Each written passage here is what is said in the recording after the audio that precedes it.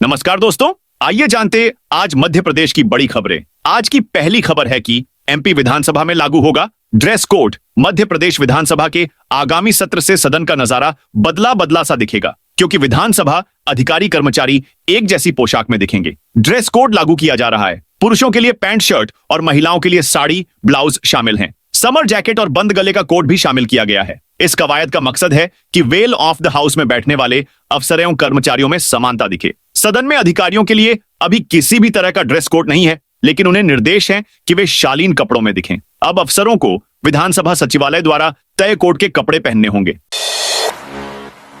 पटवारियों के लिए जारी हुआ निर्देश, शासकीय पट्टे की जमीनों पर कब्जों का सत्यापन किया जाएगा। पटवारी वर्ष में 2 बार शासकीय पट्टेदारों की भूमियों का मौके पर निरीक्षण करेंगे और अनाधिकृत आधिपत्य पाए जाने पर कार्रवाई सुनिश्चित करेंगे। यह निर्देश कलेक्टर संदीप जीआर ने जन सुनवाई में आने वाली शिकायतों को देखते हुए दी है। कलेक्टर के पर्यवेक्षण में की जाने वाली जनसुनवाई में शासकीय पट्टेदारों की भूमि पर दूसरे अनाधिकृत व्यक्तियों द्वारा कब्जा करने की शिकायतें बड़ी संख्या में आ रही हैं।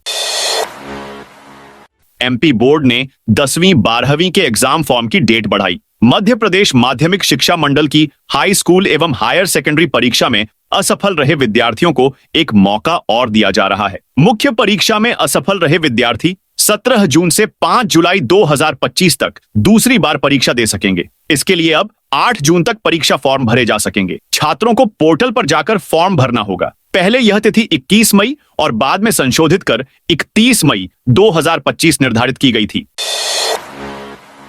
पचमढ़ी के राजभवन में 3 जून को होगी कैबिनेट बैठक। मध्य प्रदेश के एकमात्र हिल स्टेशन पचमढ़ी में 3 जून को राज्य मंत्रिमंडल की बैठक होगी। राजा भभूत सिंह की स्मृति में आयोजित होने वाली इस बैठक की तैयारियां राजभवन में 3 दिन से चल रही हैं। मुख्यमंत्री मोहन यादव की अध्यक्षता में होने वाली बैठक में सभी कैबिनेट मंत्री शामिल होंगे। मंत्रियों के 2 जून शाम से पहुंचने की संभावना है, जिनके लिए एमपी टूरिज्म की होटलों में ठहरने की व्यवस्था की गई है। मुख्यमंत्री 3 जून को हेलीकॉप्टर से सीधे पचमढ़ी पहुंचेंगे और रविशंकर भवन में रुकने के बाद बैठक में शामिल होंगे।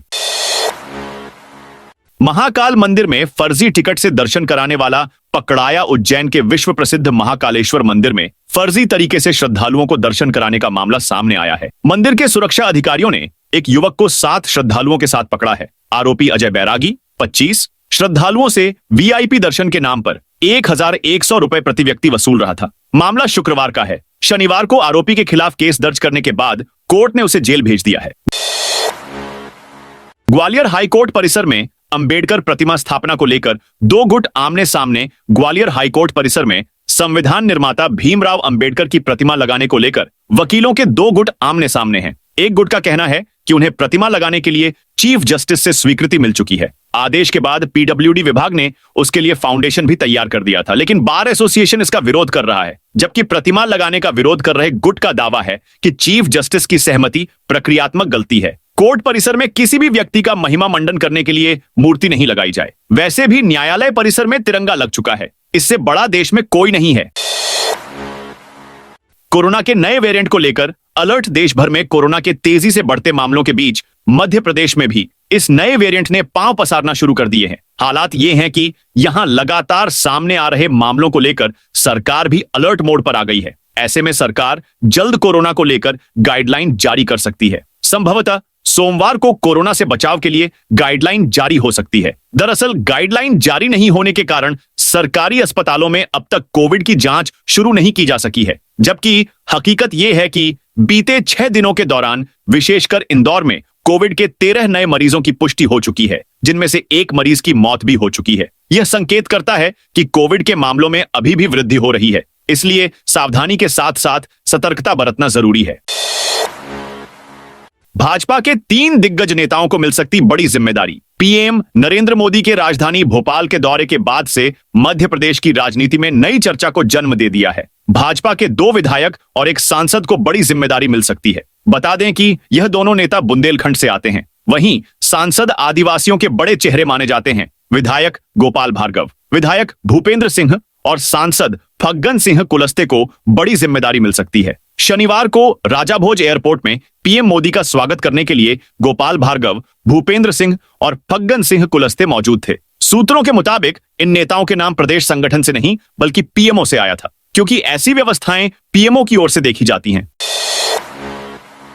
केजी एक और नर्सरी का बदला नाम, अब बोला जाएगा बाल वाटिका।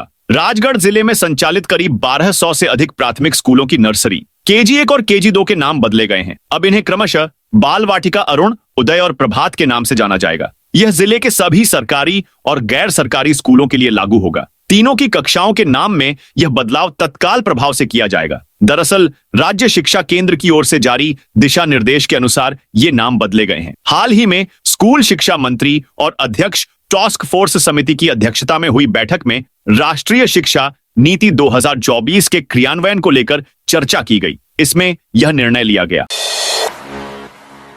स्वास्थ्य विभाग के 20,000 कर्मचारियों का वेतन रुका। मध्य प्रदेश के स्वास्थ्य विभाग में कार्यरत 20,000 से अधिक संविदा और आउटसोर्स कर्मचारी 3 जून को भोपाल में एकजुट होंगे। कर्मचारी डिप्टी सीएम और स्वास्थ्य मंत्री राजेंद्र शुक्ल से मुलाकात करेंगे। वे अपनी 8 सूत्रीय मांगों का ज्ञापन सौंपेंगे। कर्मचारियों की प्रमुख मांग समय पर वेतन भुगतान की है। कई जिलों में पिछले 5 महीने से कर्मचारियों को वेतन नहीं मिला है। इससे उनकी आर्थिक स्थिति खराब हो गई है। विधानसभा चुनाव से पहले सरकार ने संविदा आउटसोर्स कर्मचारियों के लिए नीति बनाने का आश्वासन दिया था। यह वादा अभी तक पूरा नहीं हुआ है।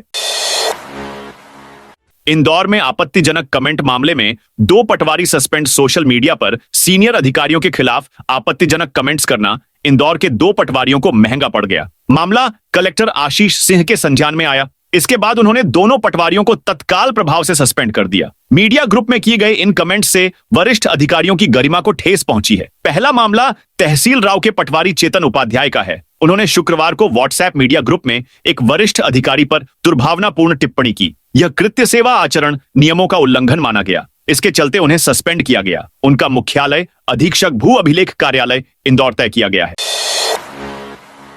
कमलनाथ बोले, एमपी महिलाओं पर अत्याचार की राजधानी एक और। जहां भारतीय जनता पार्टी ने भोपाल में शनिवार को महिला सशक्तिकरण महासम्मेलन किया, वहीं दूसरी छिंदवाड़ा पहुंचे पूर्व मुख्यमंत्री कमलनाथ ने प्रदेश में महिलाओं की स्थिति खराब होने की बात कही। कमलनाथ ने कहा, मध्य प्रदेश तो महिलाओं पर अत्याचार की राजधानी है। प्रधानमंत्री द्वारा इंदौर में मेट्रो के उद्घाटन पर वह बोले, प्रोजेक्ट का शिलान्यास मैंने किया था। इधर उन्होंने भाजपा को सेना पर बयानबाजी करने पर उसका अपमान करना बताया। पूर्व मुख्यमंत्री 3 दिवस के लिए छिंदवाड़ा पहुंचे हैं। इमलीखेड़ा स्थित हवाई पट्टी पर कांग्रेस नेताओं और कार्यकर्ताओं ने उनका स्वागत किया। दिग्विजय बोले, बीजेपी विधायक ने बैगा आदिवासियों की जमीन हड़पी। पूर्व मुख्यमंत्री दिग्विजय सिंह रविवार को डिंडौरी दौरे पर पहुंचे। यहां पर उन्होंने रेस्ट हाउस में प्रेस कॉन्फ्रेंस कर बीजेपी विधायक संजय पाठक पर गंभीर आरोप लगाए हैं। उन्होंने कहा कि बीजेपी विधायक ने षड्यंत्र कर बैगा आदिवासियों की 1000 एकड़ जमीन कटनी जिले के आदिवासियों के नाम पर खरीद ली है। खरीदार भी पाठक के नियंत्रण में है। इसके बाद पूर्व सीएम दिग्विजय सिंह बजाग विकासखंड के पिपरिया गांव पहुंचे। वहां उन्होंने जन चौपाल लगाकर बैगा आदिवासियों से जमीन बिक्री के बारे में जानकारी ली। उज्जैन जिले के 32 थानों में जब्त वाहनों की नीलामी। उज्जैन जिले के 32 थानों में वर्षों से जमा जब्त वाहनों की नीलामी प्रक्रिया शुरू हो गई है। पुलिस मुख्यालय के निर्देश पर यह कार्रवाई 7 जून तक चलेगी। एसपी प्रदीप कुमार शर्मा के अनुसार पहले चरण में लगभग 600 वाहनों की नीलामी होगी। इनमें 2 पहिया, चौपहिया और बड़े वाहन शामिल हैं। दूसरे चरण में आबकारी मामलों में जब्त किए गए करीब 300 वाहनों की नीलामी होगी। इनमें अधिकतर चौपहिया वाहन हैं। इसके अलावा न्यायालय के आदेश के बाद 1200 जब्त हथियारों को पुलिस लाइन में नष्ट किया जाएगा।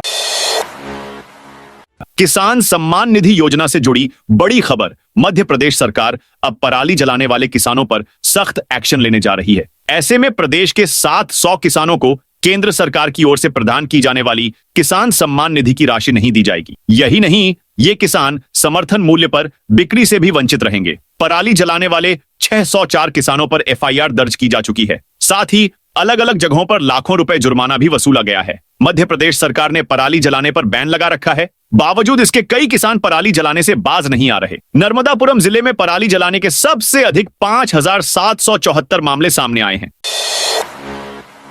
महाकाल मंदिर में आम श्रद्धालुओं से दोहरा रवैया। महाकालेश्वर मंदिर में आम और वीआईपी श्रद्धालुओं के नियमों में दोहरा मापदंड खत्म नहीं हो रहा है। मंदिर परिसर में आम श्रद्धालुओं के लिए मोबाइल फोन लाने पर पूरी तरह से प्रतिबंध लगाया है। वहीं वीआईपी और विशेष अतिथियों को इससे छूट दी जा रही है, जिससे लोगों में नाराजगी है। मंदिर समिति ने 2 दिन पहले एक आदेश जारी किया था, जिसमें आम श्रद्धालुओं के मंदिर परिसर में मोबाइल ले जाने पर पूर्ण प्रतिबंध लगाया गया।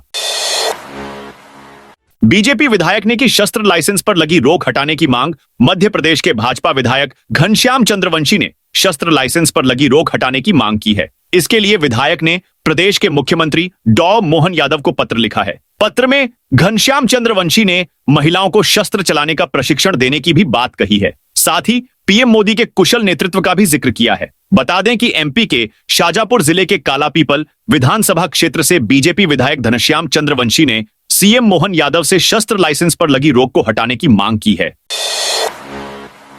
बोर्ड का रिजल्ट देखकर भड़की कलेक्टर। साहिबा सिवनी जिले में एमपी बोर्ड परीक्षा के परिणाम को देखकर कलेक्टर संस्कृति जैन बेहद नाराज हैं। उन्होंने 60% से कम परीक्षा परिणाम पर प्राचार्यों व विषय शिक्षकों को नोटिस जारी करने को कहा था। आदेश का पालन करते हुए जिला शिक्षा अधिकारी एसएस कुमरे ने 60% से कम परिणाम लाने वाले 13 हाई स्कूल व 15 शासकीय उच्चतर माध्यमिक विद्यालय के प्राचार्य व सभी विषय शिक्षकों को नोटिस दिया है। इसके अलावा जिले में सबसे कम परिणाम वाले शासकीय तिलक हाई स्कूल के प्राचार्य व सभी 6 शिक्षकों पर कठोर कार्रवाई का प्रस्ताव आयुक्त लोक शिक्षण संचालनालय भोपाल भेजा है। एमपी में बड़ा फर्जीवाड़ा। मुआवजा वितरण को लेकर हमेशा विवादों में रही बाणसागर परियोजना में एक और बड़ा फर्जीवाड़ा पकड़ में आया है। इस मामले में पाया गया है कि 20,000 रुपए मासिक वेतन पाने वाले हेल्पर के खाते में 9 माह में वेतन के रूप में 35,55,353 रुपए का भुगतान भत्ते एवं विशेष वेतन मद से किया गया। मामला संज्ञान में आने पर कलेक्टर रीवा प्रतिभा पाल ने जब इसकी जांच की तो बड़ा फर्जीवाड़ा सामने आया है। हालांकि अब जांच की सुई और बड़े घोटाले की ओर घूम चुकी है और इसके दायरे में सतना और रीवा जिले के कई भू अर्जन अधिकारी भी आ गए हैं। अगले 3 महीनों में 250 रुपए बढ़कर आएगा बिजली बिल। अगले महीने से बिजली उपभोक्ताओं के बिलों में सुरक्षा निधि समायोजन का एक नया भार बढ़ जाएगा। उपभोक्ता की बढ़ी हुई खपत से सुरक्षा निधि का समायोजन होगा। बीते साल करीब 20% बिजली खपत बढ़ी है। ऐसे में अब अगले 3 माह इसी बढ़ी हुई खपत को 3 किस्तों में कंपनी आपसे वसूलेगी। बिजली कंपनी 45 दिन की औसत खपत के बराबर की राशि सुरक्षा निधि में जमा कराती है। कंपनी उपभोक्ता के पिछले 12 महीनों के बिलों का विश्लेषण करती है और कुल खपत का औसत निकाला जाता है। निकाली गई औसत मासिक खपत को वर्तमान टैरिफ बिजली दरों से गुणा करके मासिक औसत बिल की गणना की जाती है। इसमें फिक्स्ड चार्ज, स्थिर प्रभार, एनर्जी चार्ज और अन्य लागू शुल्क शामिल होते हैं। 15,000 जगहों पर सड़कें बनाने का बड़ा प्लान। केंद्र और राज्य सरकार गांव-गांव में सड़कें बनाने पर फोकस कर रही हैं। इसके लिए एमपी में बड़ा प्लान बनाया गया है। प्रदेश की संपर्क विहीन जगहों पर भी केंद्र और राज्य की योजनाओं से सड़कें बनाई जाएंगी। ग्रामीण इलाकों की 15,000 से ज्यादा ऐसी बसाहटें हैं जो कि बारिश के मौसम में मुख्य सड़क मार्गों से कट जाती हैं। करीब 4 से 5 माह तक यहां के लोगों को नदी, नाले आदि पार करके आना जाना करना पड़ता है। ऐसी जगहों में केंद्र और राज्य प्रवर्तित योजनाओं के माध्यम से 12मासी सड़क बनाने का काम किया जाएगा। ऐसी संपर्क विहीन बसाहटों को सड़क से जोड़ने की कवायद की जा रही है। इसके लिए प्रदेश के पंचायत और ग्रामीण विकास विभाग ने जिला पंचायत सीईओ और संभागायुक्तों से रिपोर्ट मांगी है। रीवा मटन मार्केट में भेड़ का मांस बेचने का आरोप। रीवा के मछली मटन मार्केट में अनियमितताएं सामने आ रही हैं। ग्राहकों का आरोप है कि यहां बकरी का मांस बताकर भेड़ का मांस बेचा जा रहा है। रविवार को मार्केट के स्टोर रूम में बकरे की जगह भेड़ को कैद किया गया था। इस दौरान लोगों की नजर पड़ते ही एक व्यक्ति भेड़ लेकर भाग गया। इससे पहले भी मीट मार्केट में भेड़ कटने की आशंका जताई गई थी। बंडा नहर पर अवैध कब्जा हटेगा। कलेक्टर विवेक श्रोतिया ने रविवार को नगर पालिका सीएमओ और तहसीलदार के साथ बंडा नहर का निरीक्षण किया। निरीक्षण के दौरान नहर पर अतिक्रमण करने वालों की पहचान की गई। तहसीलदार अरविंद यादव ने बताया कि 33 लोगों ने नहर पर कच्चा पक्का निर्माण कर अतिक्रमण कर रखा है। पटवारी के साथ अतिक्रमण वाले स्थानों पर चिन्ह लगाए जाएंगे। अतिक्रमणकारियों को 3 दिन के भीतर अवैध कब्जा हटाने का नोटिस दिया जाएगा। इसके बाद जेसीबी से अतिक्रमण हटाया जाएगा। नगर पालिका सीएमओ ओमपाल सिंह भदौरिया ने बताया कि बारिश के मौसम से पहले नहर की पूरी सफाई की जाएगी। पिछले 1 सप्ताह से 2 जेसीबी मशीनें सफाई कार्य में लगी हैं। अब तक 70% सफाई कार्य पूरा हो चुका है।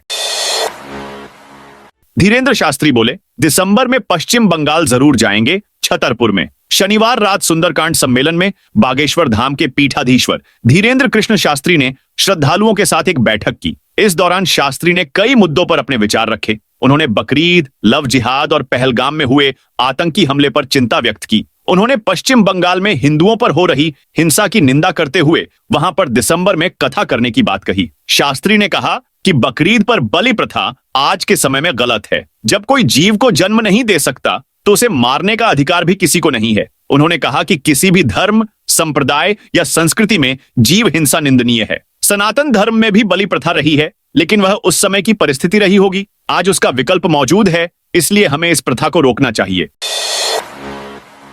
बोर्ड परीक्षा में फेल छात्रों को दूसरा मौका। शिक्षा विभाग ने 10वीं और 12वीं कक्षा के फेल विद्यार्थियों के लिए दोबारा परीक्षा आयोजित करने की तैयारी पूरी कर ली है। जिले में कुल 8,775 विद्यार्थी इस वर्ष फेल हुए हैं। यह परीक्षा 17 जून से शुरू होगी। विभाग ने जिले में 46 परीक्षा केंद्रों की व्यवस्था की है। विद्यार्थियों को परीक्षा में शामिल होने के लिए प्रति विषय 500 रुपए का शुल्क देना होगा। वर्तमान में विद्यार्थियों के रजिस्ट्रेशन की प्रक्रिया जारी है।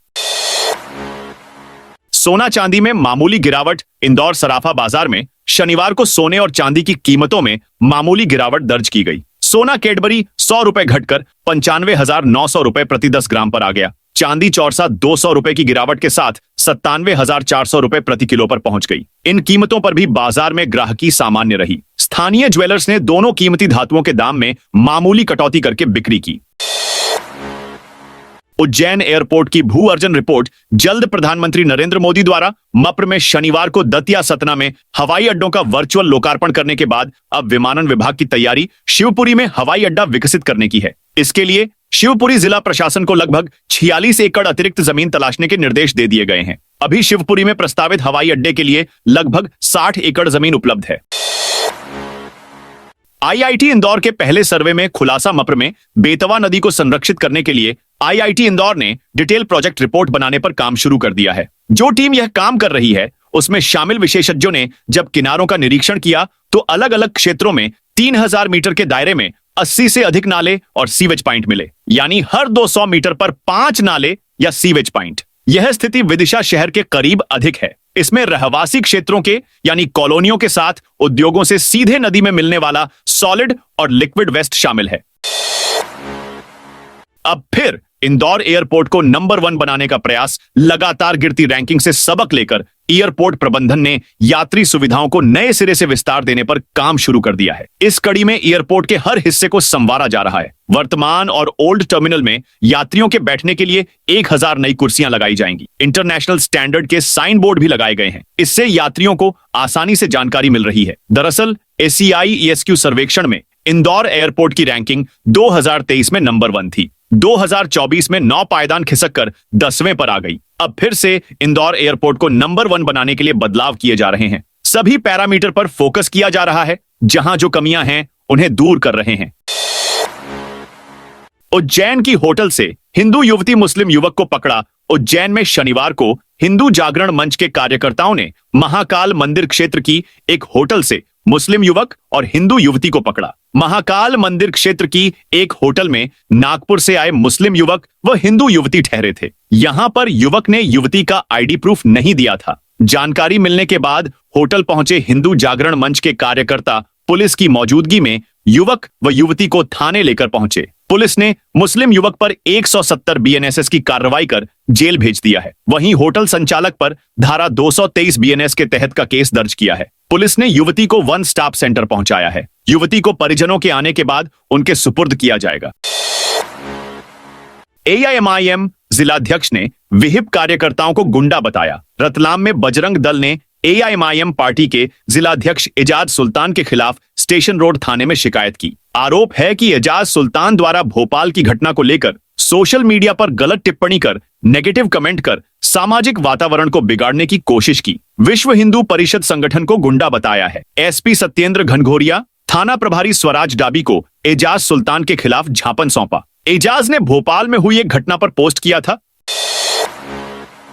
MP में ज्वाइनिंग से पहले 5 चयनित आरक्षकों पर FIR। मध्य प्रदेश आरक्षक GD भर्ती परीक्षा 2023 लिखित परीक्षा में फर्जीवाड़ा का एक और मामला सामने आया है। 5 अभ्यर्थियों ने परीक्षा से पहले अपना आधार कार्ड अपडेट कराया। इसमें अपना फोटो चेंज कराकर दूसरे सॉल्वर का फोटो अपडेट कराया। इसके बाद उनसे एग्जाम दिलवाया। परीक्षा होने के बाद फिर से अपना आधार अपडेट कराकर खुद की फोटो लगवा ली। नियुक्ति के समय इनकी आधार की हिस्ट्री चेक की गई तो यह गड़बड़ी पकड़ में आई। इस आधार पर मध्य प्रदेश कर्मचारी चयन मंडल से पूरा रिकॉर्ड तलब किया, जिसके बाद जांच कमेटी की शिकायत पर शनिवार को इस मामले में 5 चयनित आरक्षकों पर ग्वालियर के कंपू थाना में धोखाधड़ी का मामला दर्ज कराया गया है। तो दोस्तों, यह थी आज मध्य प्रदेश की बड़ी खबरें। आप इस वीडियो को कौन से जिले से देख रहे हैं, कमेंट करके बताइए।